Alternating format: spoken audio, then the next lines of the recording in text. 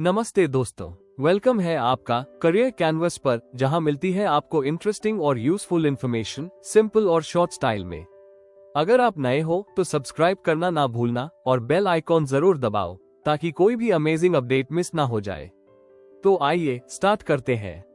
प्रकृति, जिसे हम नेचर कहते हैं, अपने भीतर अनगिनत रहस्यों, शक्तियों और अद्भुत घटनाओं को समेटे हुए है। कभी यह हमें सुंदर दृश्यों का उपहार देती है तो कभी अपने भीतर छिपी हुई शक्तियों का ऐसा प्रदर्शन करती है जिसे देखकर मन दहल उठता है। विद्यार्थियों, आज हम दो ऐसी प्राकृतिक घटनाओं को समझने वाले हैं, लाइटनिंग और अर्थक्वेक, जो देखने में अत्यंत प्रभावशाली है, लेकिन गलत समझ के कारण सदियों तक लोगों ने इन्हें डर और अंधविश्वास से जोड़ दिया। परंतु विज्ञान हमें ये सिखाता है कि हर घटना के पीछे एक तार्किक कारण होता है और यदि उसे समझ लिया जाए तो डर की जगह ज्ञान और सुरक्षा का भाव आ जाता है। इस अध्याय में हम सीखेंगे कि आखिर बिजली बादलों में कैसे बनती है, इलेक्ट्रिक चार्जेस कैसे इकट्ठे होते हैं और वो चिंगारी जो हम जमीन पर मिनटों में देखते हैं वह आकाश में इतने बड़े स्तर पर क्यों फूट पड़ती है। साथ ही हम ये भी जानेंगे कि जब पृथ्वी की सतह के नीचे चट्टानों में तनाव जमा होता है तो अर्थक्वेक किस प्रकार उत्पन्न होता है। इन घटनाओं को समझना केवल पाठ्यक्रम के लिए ही नहीं बल्कि जीवन में सुरक्षा के लिए भी आवश्यक है, ताकि किसी अनहोनी के समय हम डरकर न भागें बल्कि समझदारी से काम लें। तो आइए अब गहराई से जानें, ये प्रकृति आखिर अपने भीतर कौन कौन से रहस्य छुपाए बैठी है। बच्चों, आपने कई बार आकाश में चमकती हुई तेज रोशनी और इसके बाद गूंजती हुई तेज आवाज, गरज और चमक देखी होगी।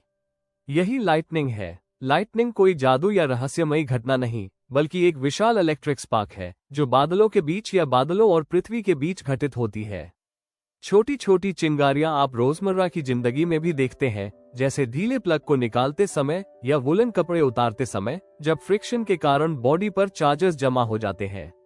उसी प्रक्रिया का 1,00,000 गुना बड़ा रूप है लाइटनिंग।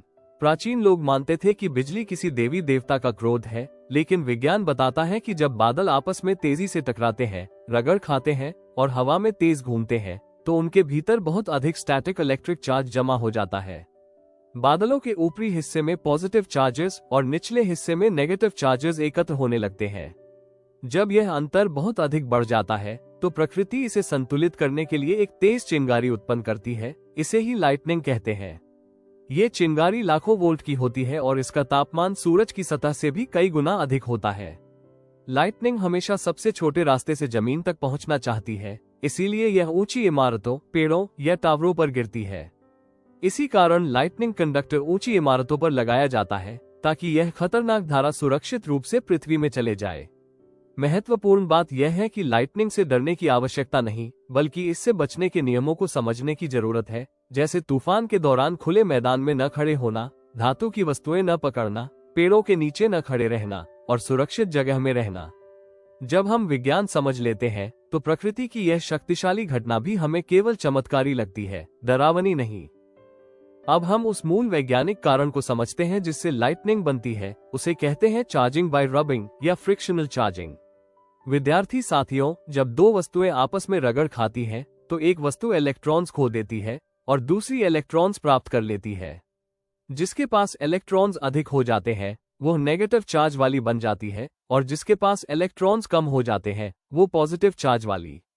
यही छोटा सा विज्ञान है जो आगे चलकर बड़े बड़े प्राकृतिक घटनाओं की जड़ बनता है। उदाहरण के लिए, जब आप एक प्लास्टिक कोम को अपने सूखे बालों पर रगड़ते हैं तो वह चार्ज्ड हो जाता है। फिर वो छोटे छोटे पेपर पीसेस को अपनी तरफ खींचता है। इसी तरह जब आप एक प्लास्टिक रिफिल को पॉलिथीन से रगड़ते हैं तो रिफिल चार्ज्ड हो जाता है और कागज के टुकड़ों को आकर्षित करता है। यह अट्रैक्शन किसी मैजिक की वजह से नहीं बल्कि स्टैटिक इलेक्ट्रिसिटी के कारण होता है।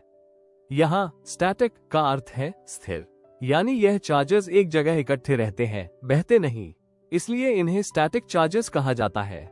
इसी प्रक्रिया से बादलों में भी चार्ज जमा होते हैं, परंतु वहाँ ये प्रक्रिया बहुत विशाल पैमाने पर चलती है। जब लाखों करोड़ों वाटर ड्रॉपलेट्स और आइस पार्टिकल्स हवा में तेजी से घूमते हैं, एक दूसरे से टकराते हैं, तो उनके अंदर भी यही फ्रिक्शन होता है जिससे इनमें चार्जेस इकट्ठे होने लगते हैं।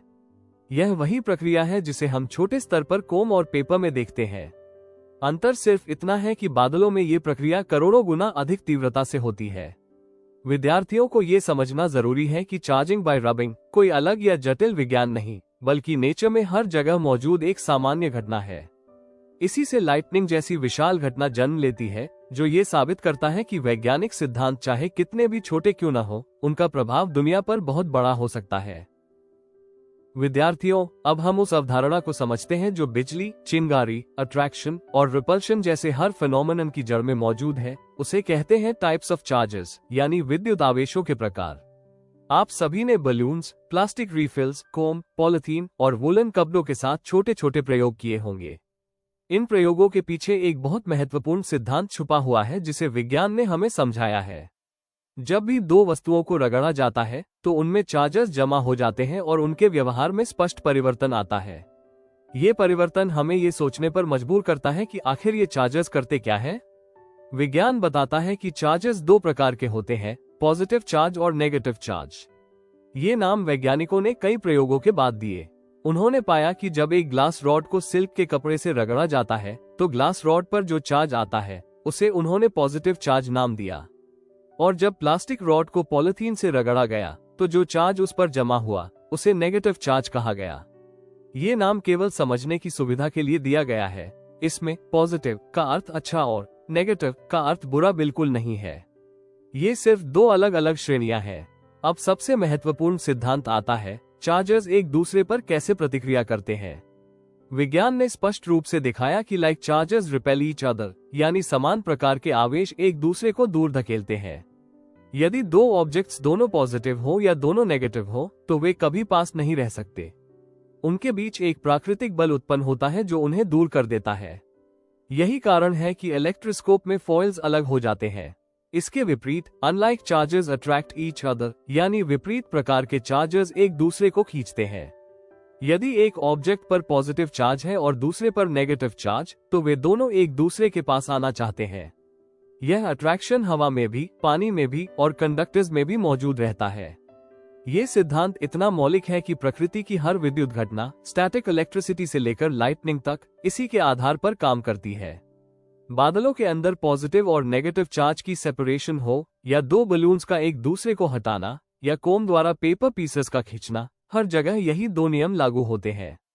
विद्यार्थियों, जब आप ये समझ लेते हैं कि चार्जेस कैसे काम करते हैं, तो फिर आपको बिजली, चिंगारी, स्पार्क, इलेक्ट्रोस्कोप या लाइटनिंग जैसी घटनाएं किसी जादू की तरह नहीं लगेंगी। वे सब पूरी तरह वैज्ञानिक और तार्किक दिखेंगी।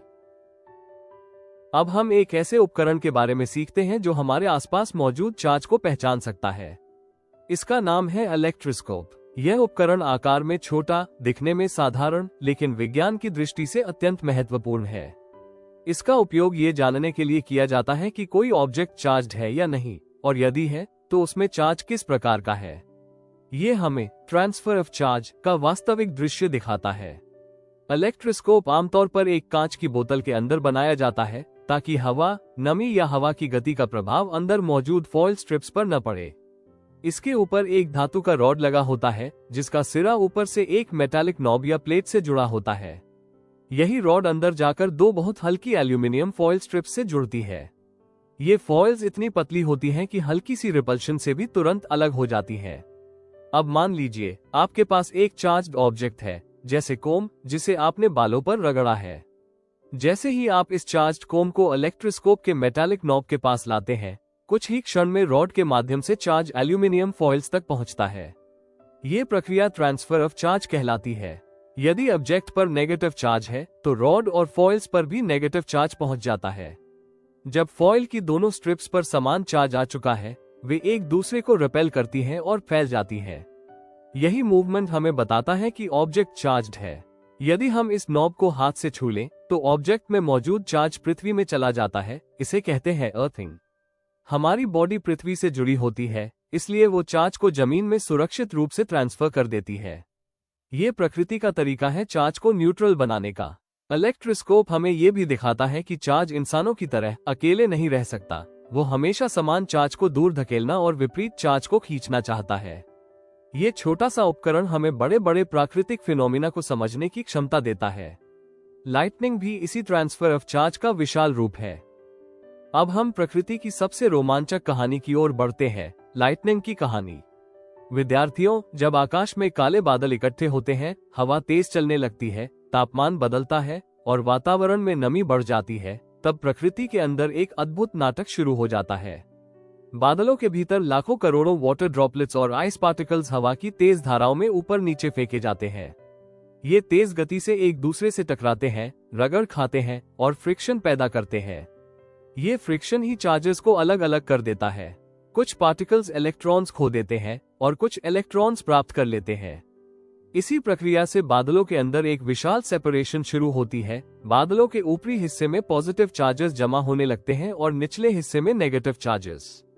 लेकिन कहानी यहीं खत्म नहीं होती। जब बादल जमीन के ऊपर से गुजरते हैं तो नेगेटिव चार्ज की वजह से पृथ्वी की सतह पर भी पॉजिटिव चार्ज प्रेरित हो जाता है। यानी जमीन भी बादल की प्रतिक्रिया में अपना चार्ज जमा करने लगती है। अब सोचिए, बादल के निचले हिस्से में बहुत सारा नेगेटिव चार्ज जमा हो चुका है और उसी के ठीक नीचे जमीन पर बहुत सारा पॉजिटिव चार्ज इकट्ठा हो गया है। इनके बीच अट्रैक्शन बहुत तेज होने लगता है, लेकिन हवा इनके बीच में बाधा बनकर खड़ी रहती है, क्योंकि सामान्य परिस्थितियों में हवा इलेक्ट्रिसिटी को गुजरने नहीं देती। लेकिन जैसे जैसे चार्जेस बढ़ते जाते हैं, वैसे वैसे उनका दबाव भी बढ़ता जाता है। एक समय ऐसा आता है जब हवा इन चार्जेस को रोक नहीं पाती और तभी एक बेहद तेज, चमकीली और गर्म डिस्चार्ज होती है। यही डिस्चार्ज है लाइटनिंग। लाइटनिंग के बनने के तुरंत बाद गर्म हवा तेजी से फैलती है और फिर संकुचित होती है, जिससे तेज आवाज उत्पन्न होती है। इस आवाज को हम थंडर कहते हैं। इस तरह लाइटनिंग कोई रहस्य नहीं, बल्कि प्रकृति का संतुलन बनाए रखने का एक प्राकृतिक प्रयास है, चार्जेस को इक्वल करने का तरीका। ये घटना जितनी सुंदर लगती है, उतनी ही शक्तिशाली भी है। लेकिन जब हम इसके विज्ञान को समझ लेते हैं तो भय की जगह समझदारी और सम्मान की भावना आती है। विद्यार्थियों, लाइटनिंग जितनी सुंदर और अद्भुत दिखाई देती है, उतनी ही खतरनाक भी हो सकती है। इसलिए लाइटनिंग सेफ्टी को समझना बेहद आवश्यक है, क्योंकि सही ज्ञान हमें डर से नहीं बल्कि खतरे से बचाता है। याद रखें, लाइटनिंग हमेशा ऊंची, अकेली और कंडक्टिंग ऑब्जेक्ट्स को लक्ष्य बनाती है। जब बादलों के अंदर चार्ज बहुत अधिक हो जाता है और अचानक डिस्चार्ज शुरू होती है, तो वो अपने लिए सबसे छोटा और आसान मार्ग खोजती है। इसीलिए ऊंचे पेड़, खुली जगह, मेटल पाइप्स, पोल्स और हमारे द्वारा पकड़ी हुई मेटालिक वस्तुएं लाइटनिंग का पसंदीदा रास्ता बन जाती है। अब बात करते हैं कि कौन सी जगहें सुरक्षित है। सबसे सुरक्षित स्थान है घर या कोई पक्का बिल्डिंग। एक मजबूत बिल्डिंग लाइटनिंग को बाहर ही रोक लेती है और उसके अंदर मौजूद इलेक्ट्रिकल सिस्टम चार्ज को धरती में भेज देता है। दूसरा सबसे सुरक्षित स्थान है क्लोज्ड व्हीकल, जैसे कार या बस। इसका कारण है फैराडे केज इफेक्ट। व्हीकल का मेटल बॉडी लाइटनिंग को बाहर की सतह पर ही बहा देती है और अंदर बैठे व्यक्ति को कुछ नहीं होता। अब जानिए कौन सी जगहें सबसे ज्यादा असुरक्षित हैं। खुला मैदान लाइटनिंग के लिए सबसे आसान टारगेट होता है, क्योंकि वहां कोई ऊंची वस्तु नहीं होती और खड़ा व्यक्ति खुद ही सबसे ऊंची वस्तु बन जाता है। इसके अलावा ऊंचे पेड़ों के नीचे खड़ा होना बेहद खतरनाक है। लाइटनिंग अक्सर पेड़ पर गिरती है और उसके माध्यम से नीचे खड़े व्यक्ति तक पहुंच सकती है।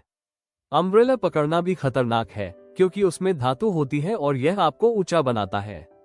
Wired telephones, electrical wires, metal pipes, ये सब लाइटनिंग के लिए आसान रास्ते हैं, इसलिए इन्हें छूना बिल्कुल नहीं चाहिए। यदि आप खुले में फंस जाएं और आपके आसपास कोई बिल्डिंग या व्हीकल ना हो, तो सेफ पोजीशन अपनाएं, नीचे झुक जाएं, एड़ी को मिलाकर स्क्वाट पोजीशन में बैठें, हाथों को घुटनों पर रखें और सिर को यथासंभव नीचे करें। जमीन पर लेटना नहीं चाहिए, क्योंकि इससे आपका बॉडी सरफेस एरिया बढ़ जाता है। स्क्वाट पोजीशन आपकी ऊंचाई कम करती है और आपको छोटा टारगेट बनाती है। याद रखें, लाइटनिंग तेज होती है, पर उससे तेज हमारे सही निर्णय हो सकते हैं। ज्ञान ही सबसे बड़ा सुरक्षा कवच है। अब हम सीखते हैं लाइटनिंग से बिल्डिंग्स को सुरक्षित रखने वाला एक अद्भुत उपकरण, लाइटनिंग कंडक्टर। साथियों, लाइटनिंग कंडक्टर एक सिंपल सा दिखने वाला लेकिन अत्यंत वैज्ञानिक उपकरण है। आमतौर पर इसे ऊंची बिल्डिंग्स, टावर्स, स्कूलों, हॉस्पिटल्स और बड़े स्ट्रक्चर्स की छत पर लगाया जाता है। इसका उद्देश्य लाइटनिंग को बिल्डिंग से दूर रखना नहीं, बल्कि उसे सुरक्षित मार्ग देने का होता है, ताकि वो सीधे ग्राउंड में पहुंचकर बिल्डिंग को कोई नुकसान न पहुंचाए। लाइटनिंग कंडक्टर एक लंबी मेटल रॉड होती है, अक्सर कॉपर या एल्यूमिनियम की बनी हुई। इसका ऊपरी सिरा हवा में खुला रहता है, यानी एक्सपोज्ड टू एयर, ताकि लाइटनिंग डिस्चार्ज सीधे इसे चुने। ये रॉड लाइटनिंग को अट्रैक्ट नहीं करती, बल्कि यदि लाइटनिंग उसी क्षेत्र के आसपास गिरने वाली हो तो उसे सबसे सुरक्षित रास्ता प्रदान करती है। रॉड का निचला हिस्सा बिल्डिंग की दीवारों से होकर नीचे जमीन के अंदर गहराई तक धकेला जाता है, जहां इसे अर्थ प्लेट या अर्थिंग सिस्टम से जोड़ा जाता है। इसका मतलब ये रॉड एक कंटिन्यूअस कंडक्टिंग पाथ बनाती है, आकाश से लेकर धरती तक। जब लाइटनिंग कंडक्टर पर बिजली गिरती है तो वो बिल्डिंग में फैलने के बजाय रॉड से गुजरकर सीधे धरती में चली जाती है। इस तरह बिल्डिंग को आग लगने, टूट फूट होने, शॉर्ट सर्किट होने या लोगों को चोट पहुंचने से बचाया जाता है। लाइटनिंग कंडक्टर के कारण चार्ज बिल्डिंग की दीवारों, खिड़कियों, पाइपों या इलेक्ट्रिकल सर्किट्स में प्रवेश नहीं करता। लाइटनिंग कंडक्टर हमें यह सिखाता है कि हम प्रकृति को रोक नहीं सकते, लेकिन उसके रास्ते को नियंत्रित कर सकते हैं। ये ज्ञान का सबसे सुंदर उदाहरण है। मजबूत इमारतें इसलिए खड़ी रहती हैं क्योंकि मनुष्य ने प्रकृति की शक्ति को समझकर उसे संभालना सीख लिया है। अब हम प्रकृति की एक और शक्तिशाली घटना की ओर आते हैं, अर्थक्वेक यानी भूकंप।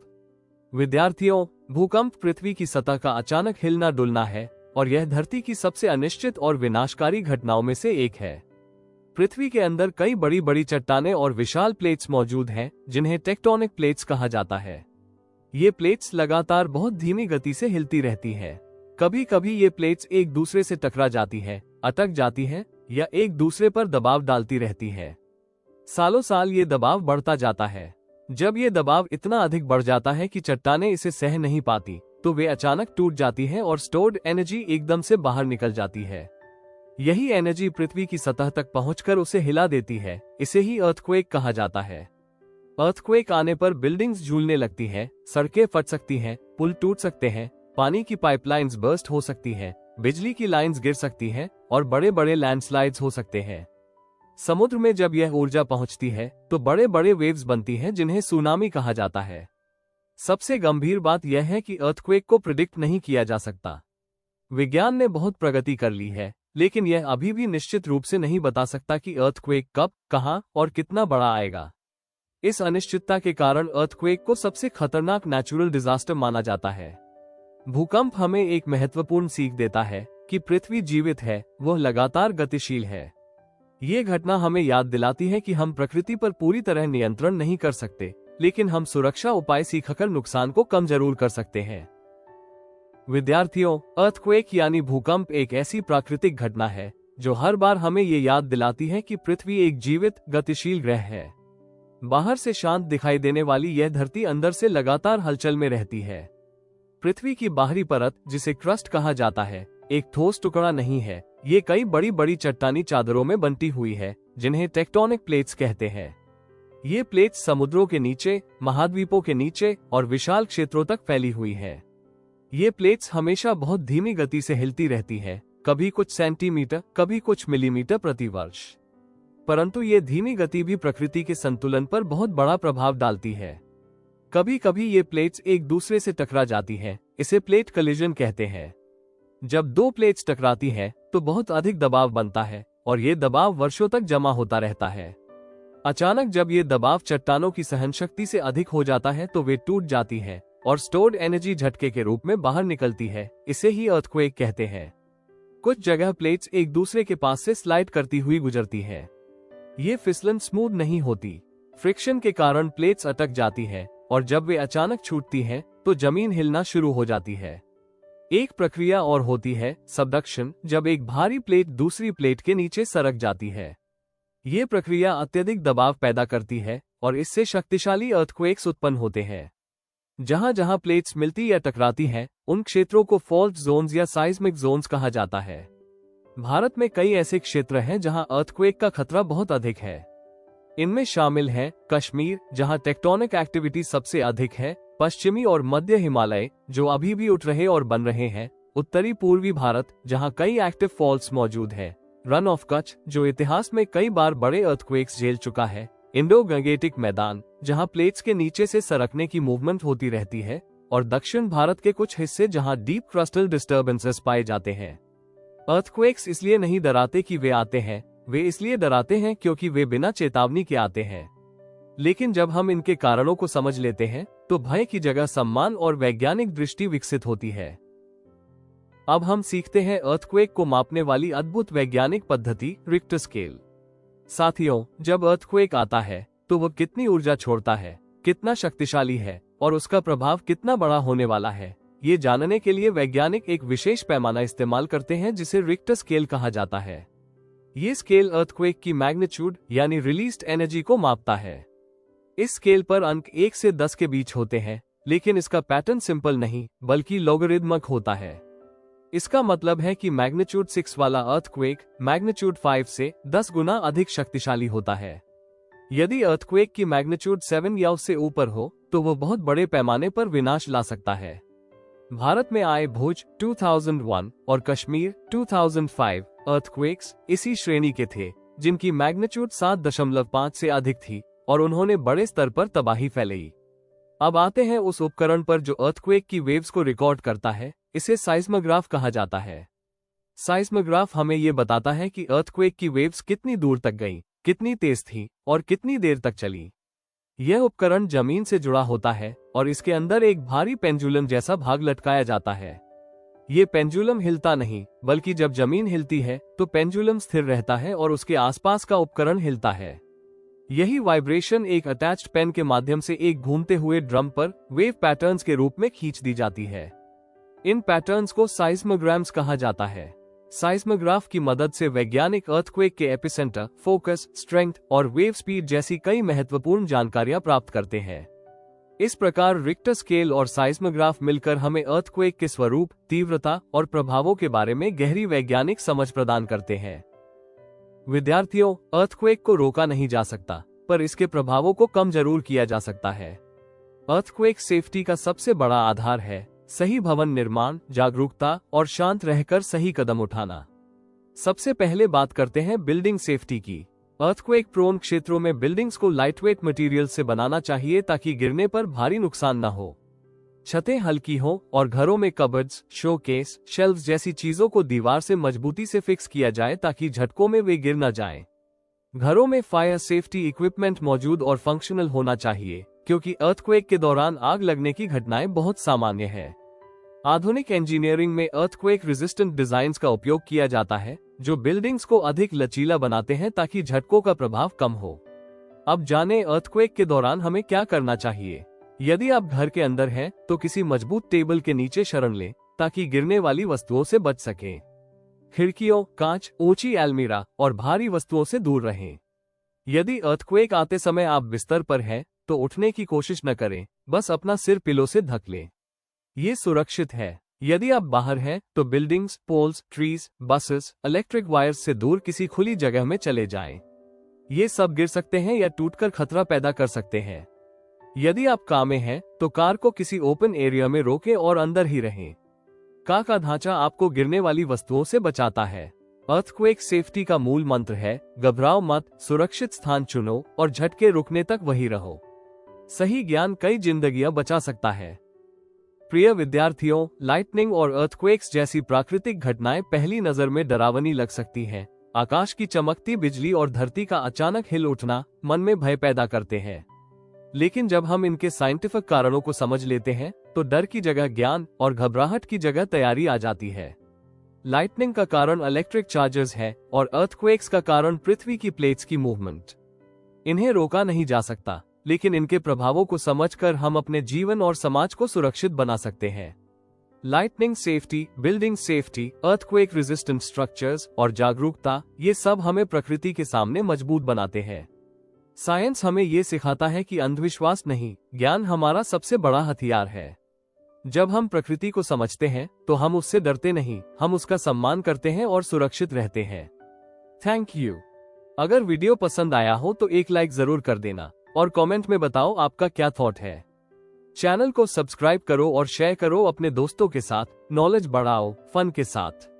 मिलते हैं नेक्स्ट वीडियो में, तब तक के लिए stay curious and keep learning and follow the career canvas, freedom to dream big.